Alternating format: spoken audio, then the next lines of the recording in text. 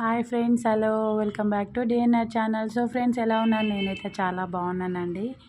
ఈరోజు మళ్ళీ వచ్చేసానండి మరో రెసిపీతో. ఏంటంటే దోసకాయ పచ్చడి చేశానండి నా స్టైల్లో. ఎలా చేశానో ఏంటి అనేది చూసేసేయండి.